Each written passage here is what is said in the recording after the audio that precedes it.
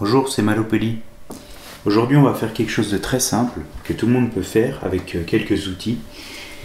C'est fixer une kalimba block sur un résonateur. Donc, pour rappel, la kalimba block, c'est le modèle qui n'a pas de caisse de résonance, qui n'est pas électrique, qui est vraiment simple. C'est une planche de bois. Donc, qui n'est pas très sonore a priori, comme ça, quand on l'a en main. Parce qu'en fait, c'est juste une planche qui se met en résonance, mais qui ne conduit pas la résonance sur quelque chose de plus puissant. Alors, en Afrique australe, c'est-à-dire par exemple au Zimbabwe ou au Mozambique, le résonateur, c'est une calebasse qui a été coupée et qui sert de grand récipient et de résonateur semi-ouvert. C'est-à-dire qu'elle va se mettre en vibration, mais elle va faire aussi office de pavillon, elle va renvoyer le son. Donc là, la chose la plus commune qu'on peut trouver pour remplacer une calebasse, parce que c'est pas facile à trouver, c'est un saladier en bambou. Ça, on en trouve dans beaucoup de grandes surfaces, dans beaucoup de magasins de petites choses. Alors là, j'en ai ramené un. C'est un saladier en bambou de 30 cm de diamètre. Et on va fixer cette kalimba dessus. Voilà, c'est tout simple. Donc en fait, j'ai oublié de rappeler que les modèles qui ont des trous comme ça ont des fixations fournies. Donc ça consiste en quelque chose de très simple. C'est une vis, une rondelle et un écrou papillon. Donc en fait, l'écrou et la rondelle se trouvent de l'autre côté et on vient serrer progressivement pour caler la kalimba au fond du résonateur. Donc là, j'ai un saladier en bambou. Je vais essayer de caler la kalimba au fond de façon à ce que les deux angles du fond, les deux angles de l'extrémité, voilà, soient bien calés au fond de la c'est pas une calebasse, c'est un saladier. Pas tout à fait au fond, parce que c'est ces angles-là qui vont transmettre la vibration. Si on se met vraiment au fond, on va avoir une mauvaise transmission de la vibration, ça ne sera pas optimal. Alors je vous invite à déjà essayer différentes positions qui vont être optimales, avec une prise en main qui sera encore possible. Le but, c'est de pouvoir mettre les mains à l'intérieur du saladier, qu'elles ne soient pas gênées pour jouer. Là, moi, je vois que c'est à peu près centré. Donc à ce moment, je vais prendre un petit tournevis ou un clou, un objet un peu pointu qui peut rentrer dans les trous pour faire mes repères de perçage. Là, je suis pas mal. J'appuie dessus pour bien caler. Et là, je fais une petite marque dans le saladier avec mon tournevis que je tourne pour qu'on voit encore la marque quand je vais enlever la kalimba.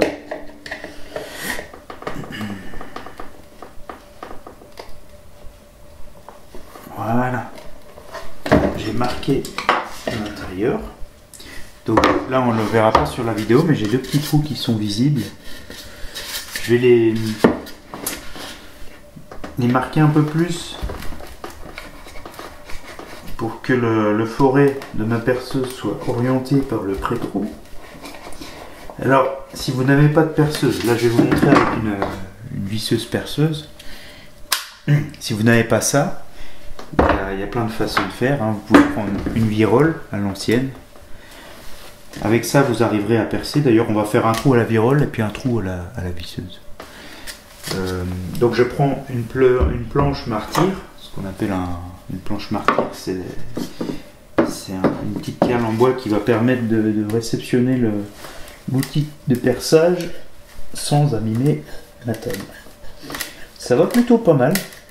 Ça craque un peu, ça fissure un peu. Donc en fait, à la virole, vous avancez, vous percez, vous ramenez un petit peu, et ainsi de suite, pour pas être trop fort d'un coup, quoi. Une virole comme ça, vous trouvez ça dans tous les magasins de bricolage et dans une grande partie de grande surface, dans le rayon bricolage. On en trouve encore pas mal. Parce que pour faire juste un trou, si vous n'avez pas de perceuse, vous n'allez pas louer ou acheter une perceuse pour ça, quoi. Si vous avez un ami qui a une perceuse, vous pouvez l'emprunter pour faire ça. Quand même. Voilà, j'ai fait un trou à la virole, c'est pas trop mal. Et là, je vais faire l'autre à la perceuse. C'est une visseuse, mais en mode perceuse. Alors, si vous percez avec ça, il faut vraiment pas appuyer fort. Et tourner la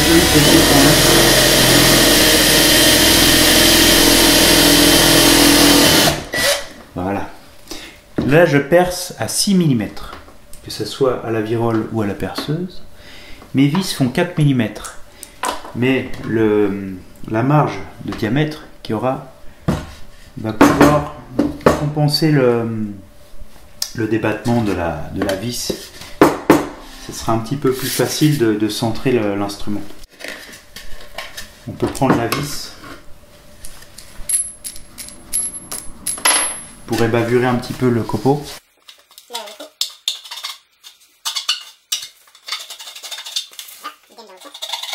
Alors là, si vous voyez les petits éclats, c'est pas bien grave, ils sont cachés par l'armée. Alors ensuite, je mets ma kalimba. Je vais vous faire écouter sans le résonateur.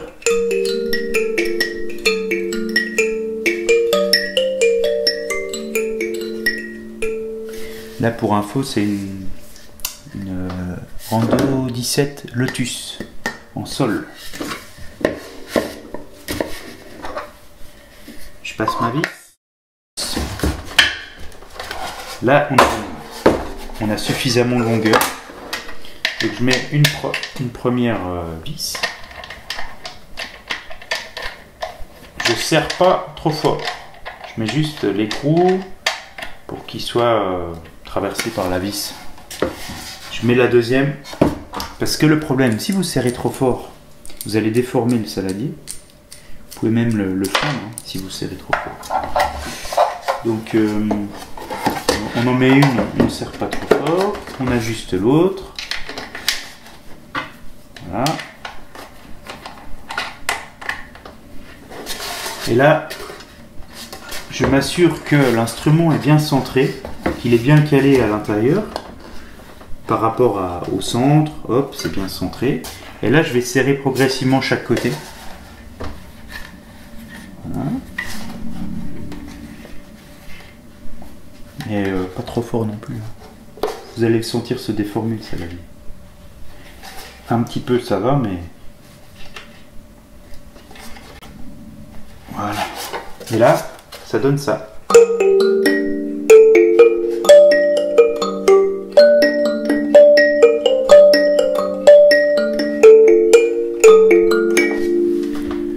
Et voilà, ça marche bien. Alors, j'ai un autre exemple à vous donner. Là, j'ai sorti une petite kalimba comme ça qui avait des trous aussi. Ça m'arrive d'en faire un peu moins souvent, mais j'en avais une là, je vais pouvoir vous montrer d'autres solutions. Il y en a plein.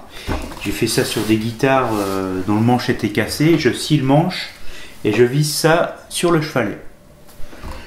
Alors, il faut faire attention des fois sur le chevalet d'une guitare classique, il y a deux écrous, enfin deux vis avec l'écrou. Vous passez la main en dessous et vous voyez que les trous là ne se retrouvent pas à l'emplacement des écrous avant de percer. On en fera d'autres des vidéos comme ça, ne vous inquiétez pas. Alors, il m'est arrivé d'essayer ça, des petits cartons de rangement, vous savez qu'on trouve pareil dans les magasins il y a de la poussière dedans. Dans les magasins de bricoles, de déco, etc. dont je ne citerai pas les noms. Ça, c'est des petits cartons, c'est du carton dur qui est plié. C'est pas du carton alvéolé, gaufré. Mais le carton dur, c'est un petit peu moins sonore quand même. Bon, ça fonctionne. Hein. J'arrive à faire résonner la partie là. C'est pas optimal. Les aigus vont résonner, mais pas les graves, pas trop fort. Même si on a une caisse de résonance que j'ai déjà percée là, c'est un essai, c'est pas super concluant. Vraiment l'idéal en termes de carton, là j'en ai ramené un. Je le dis souvent en expo. Ça c'est un carton de primeur qui sert à stocker des fruits et légumes Et ça, on retrouve ça dans les grandes surfaces discount. Les grandes surfaces où les rayons sont pleins de cartons. Et là, moi, je me prends à chaque fois des cartons comme ça pour faire mes courses. Je mets mes courses dedans. Et quand je le ramène, ça me sert de plein de choses. Alors là, je sais pas si vous allez bien voir. Ouais. Là, c'est tout simple. On va le percer à la main, le truc. Je le centre. Ça, c'est vraiment le résultat le plus optimal que j'ai trouvé à faire chez soi à la maison. J'aurais pu fixer la grosse aussi. Après, la prise en main est différente. Hein. On pourra couper des... Là, je vais plier ça pour qu'il soit bien calé. On pourra couper des emplacements pour les mains. Mais pour l'instant, je vais faire comme tout à l'heure. Je sais pas si vous voyez suffisamment là.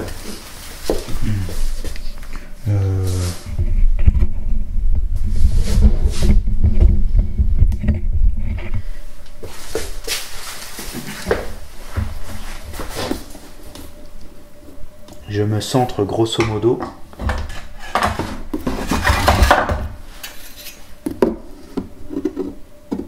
C'est pas hyper nécessaire, hein. Ça changera pas grand chose. C'est pour l'esthétique.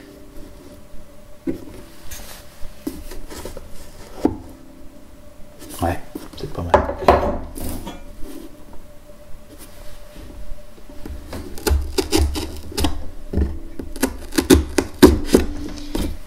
Ça, c'est le premier exemple que vous pouvez essayer à la maison avant de sacrifier un saladier. Là, je prends ça, mais je pourrais prendre une paire de ciseaux pour faire le coup. Hop. Ça, c'est bien le carton pour bricoler. Et voilà, on met les vis fournies.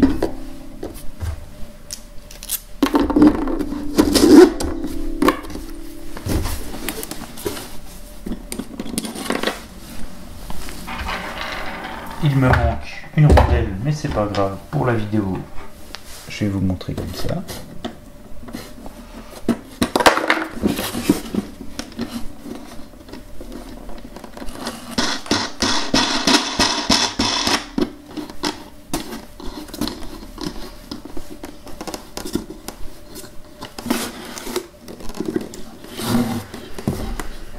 Attendez, je vais chercher une rondelle.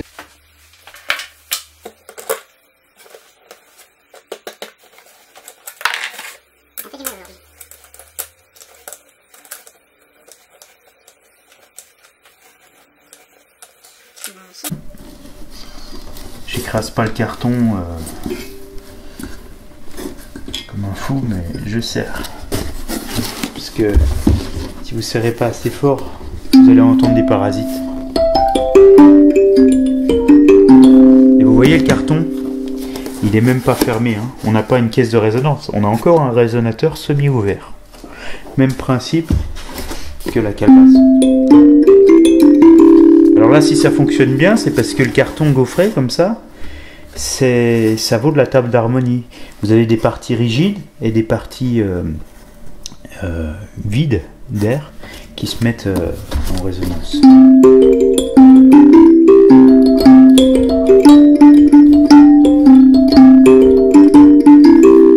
Alors là, voilà, je le tiens comme ça. Si je veux mettre des trous pour les mains, je prends un couteau.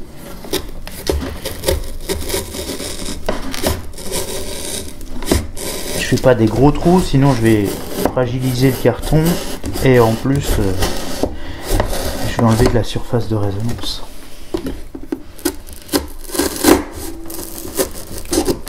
Moi j'en fais qu'un de trop, je vais vous montrer.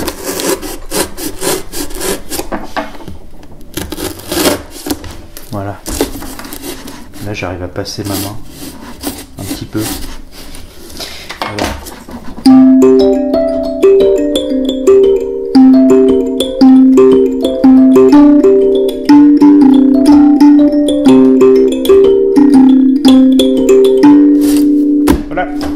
Alors, je vais vous montrer encore un autre truc.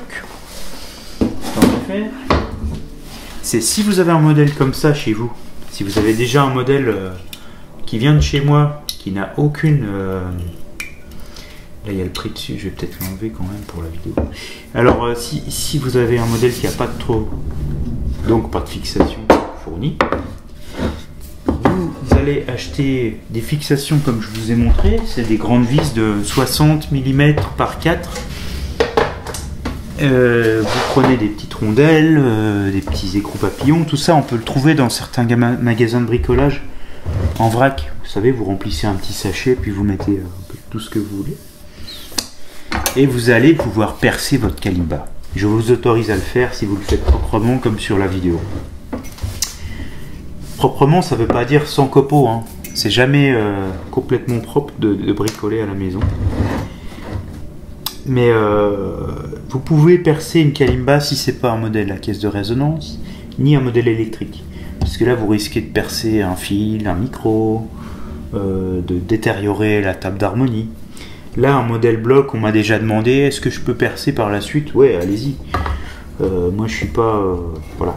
C'est pas ça qui va empêcher l'instrument de fonctionner. Si vous y allez proprement, vous prenez un forêt qui coupe un petit peu quand même. Pas un truc du grand-père qui a rouillé dans une caisse pendant 20 ans. Et là, je me mets, moi, à peu près à 2 cm et demi du bord. Ah, mais attendez, il faut que je change l'angle, parce que là, on voit plus exactement. Je vois. Voilà.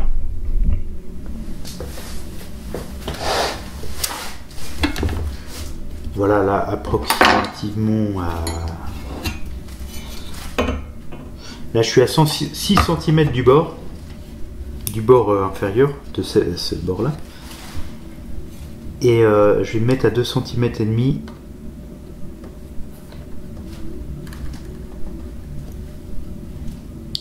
Des côtés. 1, 2 et demi. Non, je fais des marques. Et là, je vais percer. Attention.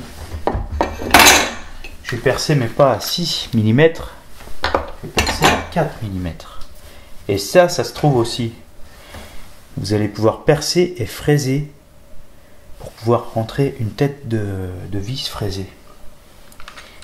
Donc ça se trouve dans les magasins de bricolage. Quand vous percez, vous y allez vraiment...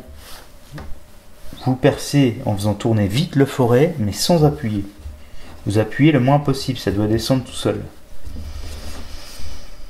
Il y a toujours ma planche en dessous pour pas percer la table de mon grand-père.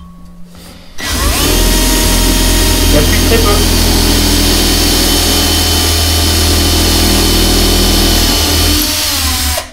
Voilà.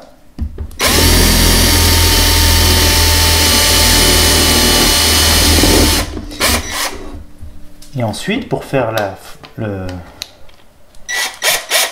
trou de tête, j'appuie à peine aussi, hein, et je vois à l'œil qu'une tête de vis rentre. Je suis rentré de un peu moins de 4 mm. Voilà. Et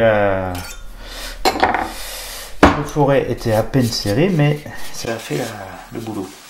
Et puis là, bon, j'ai des petites bavures. Je vais ébavurer. Normalement, j'ai des petites fraises qui me servent à ça.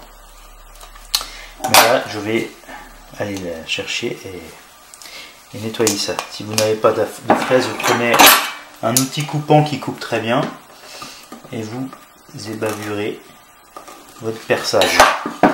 Voilà, on a un instrument qui est déjà prêt à être fixé. Et puis il manque juste les vis que je vous ai montré au préalable. Voilà, je vous dis à bientôt. Et puis on se retrouve bientôt pour d'autres tutoriels. N'hésitez pas à vous abonner pour avoir plus de tutoriels qui tombent comme ça. Et puis à me suggérer des choses à vous montrer. Parce que j'en ai un petit peu sous le coude. Voilà, à bientôt.